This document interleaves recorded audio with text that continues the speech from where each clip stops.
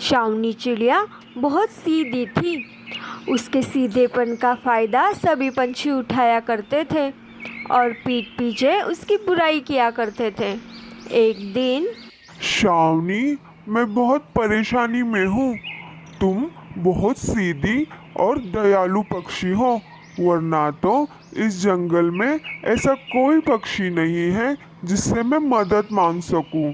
क्या तुम मेरी मदद करोगी? क्या बात है, तुम्हें क्या मदद चाहिए मुझसे? दरअसल इस बरसात में मेरे घर की हालत बहुत बुरी है और इस तेज बारिश में मेरी घर की छत से पानी भी टपक रहा है। क्या मैं इस बरसात के मौसम में तुम्हारे घर में रह सकता हूँ शावनी?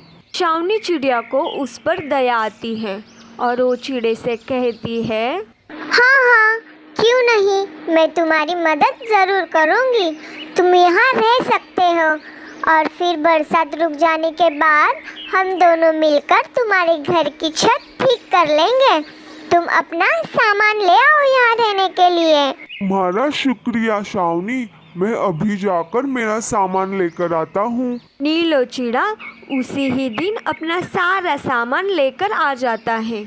नीलो चिड़ा एक बहुत ही आलसी पंछी था।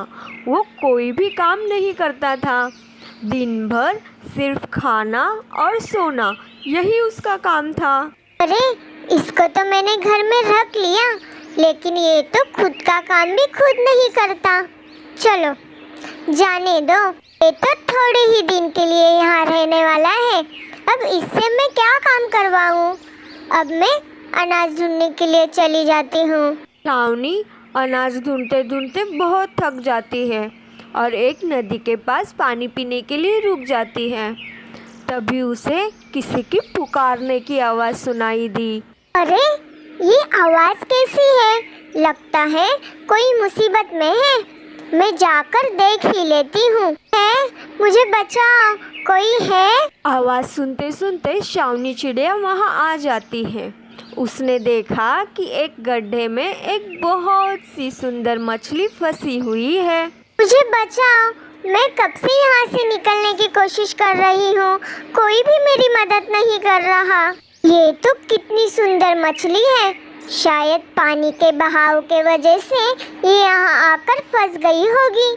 मैं इसकी मदद कर देती हूँ। शावनी चिड़िया ने उसे आराम से वहाँ से उठाकर नदी के पानी में छोड़ दिया। शावनी, तुमने मेरी मदद की, तुम्हारा बहुत बहुत शुक्रिया। अगर तुम्हें कोई काम या फिर तुम मुसीबत में होगी तो मुझे ज़रूर बताना, मैं तुम्हारी ज़रूर मदद करूँगी। अरे, तुम्हें मेरा नाम कैसे पता चला? हम तो आज पहली बार मिल रहे हैं ना। तुम तो यहाँ दाना लेने के लिए बहुत बार आती हो। मैं तो तुम्हें यहाँ रोज़ देखती हूँ और मैंने तुम्हारे दोस्तों से तुम्हारा नाम भी सुना था, इसलिए मुझे तुम्हारा नाम पता है। पर तुम मुझे नहीं जानती। मेरा नाम सुंदरी मछली है। अच्छा, तो ऐसी बात है। सुंदरी मछली, तुम तो बहुत सुंदर हो, बिल्कुल तुम्हारे नाम की तरह। मेरा नाम तुम पर बहुत सूट करता है। धन्यवाद, तुमने मेरी कुछ ज़्यादा ही तारीफ कर दी। मैं इस नदी में अकेली रहती हूँ और मेरा यहाँ कोई दोस्त नहीं है। क्या तुम मेरी दोस्त बनोगी? हाँ हाँ, मैं तुम्हारी दोस्त ज़रूर बनूंगी। मुझे तो बहुत अच्छा लगेगा। वैसे तो मेरा कोई दोस्त है नहीं, लेकिन सबको लगता है मैं बुद्धू हूँ। आजकल के ज़माने के अनुसार मैं कुछ ज़्यादा होशियार नहीं हूँ। सारे पंछी तो सिर्फ मुझसे मतलब से बात करते हैं, वरना मेरे पीठ पीछे मुझे पागल कहकर चिढ़ाते हैं। तुम ये बात जानकर सबकी मदद करती हो, ऐसा क्यों? क्योंकि मैंने अपने बड़े बुजुर्गों से सुना है, हर पक्षी अलग होता है और सब में कुछ ना कुछ बुराइयां होती हैं। अगर मैं उनके जैसे ही बन जाऊंगी तो उनमें और मुझमें भला क्या फ़र्क रह जाएगा? इसलिए मैं अपने आप को किसी के कहने पर बदल नहीं सकती। वाह शावनी, तुमने तो मेरा दिल जीत लिया। हर जीव जंतु की अपनी अपनी एक खासियत होती है। हमें अपने आप पर भरोसा होना चाहिए। सारी पंछी तो ऐसे ही तुम्हें बुद्धू समझते हैं। मेरी नज़रों में तो तुम ही बहुत होशियार हो। शुक्रिया, अब मैं चलती हूँ, हम फिर मिलेंगे। इसके बाद शावनी चिड़िया को जब भी समय मिले वो नदी पर जाती और सुंदरी मछली को बुलाती और दोनों मिलकर बहुत सारे बातें करते। बरसात के दिन में शावनी चिड़िया सुंदरी मछली से कम ही मिलने जाया करती थी। कुछ समय बाद बरसात का मौसम बीत गया। शावनी चिड़िया नीलो चिड़े से कहती है, लो भाई, बरसात का मौसम चला गया है, चलो हम दोनों साथ मिलकर तुम्हारा घोंसला बना देते हैं, फिर उसमें तुम आराम से रह सकते हो। तुम ये क्या कह रही हो? मैं क्यों बनाऊं घोंसला? तुम खुद अपने लिए बनाओ, और आज से ये मेरा घर है। अब ये घर खाली कर दो तुम। तुम्हारा घर? ये तुम क्या कह रहे हो? ये तो मेरा घर है। तुमने भांग वांग तो नहीं पी रखी ना? अब ये घर मेरा है। मैं तो अब यहाँ से कहीं नहीं जाने वाला, और तुम अब और यहाँ नहीं रह सकती। तुम पर तरस खाकर बरसात के दिनों में तुम्हें यहाँ रहने दिया। अब तुम्हें यहाँ से जाना होगा। यही एक घर तो सहारा है मेरा।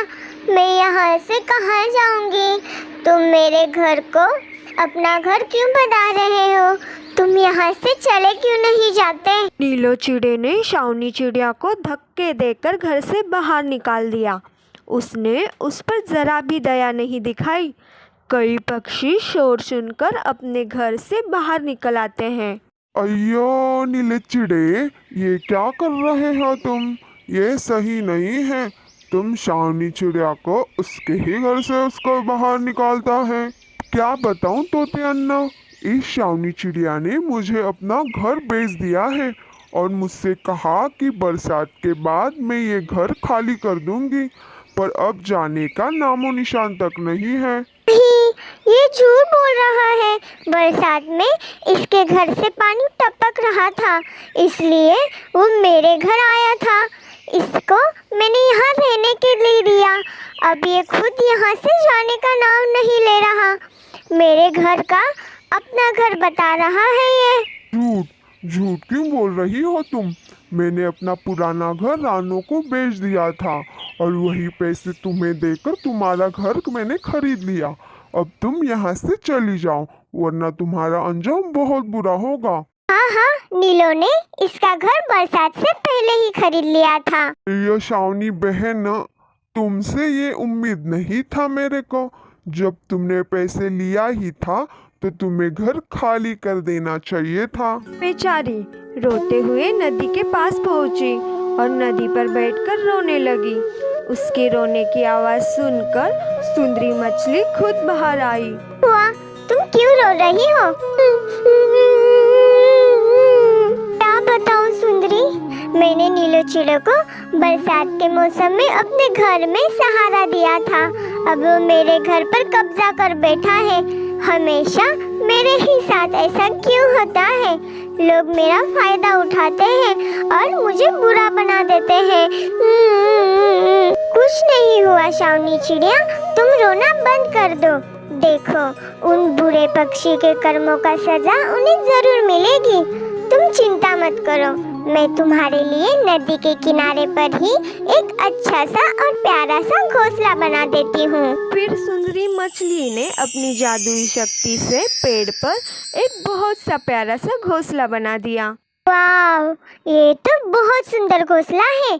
सुंदरी मछली, तुम्हारा धन्यवाद। तुमने मेरी मदद की। तुम यहाँ नदी के किनारे खुशी खुशी रहो और कोई तकलीफ हो तो मुझे जरूर बताना। शावनी चिड़िया खुशी खुशी उस घोंसले में रहने लगती है।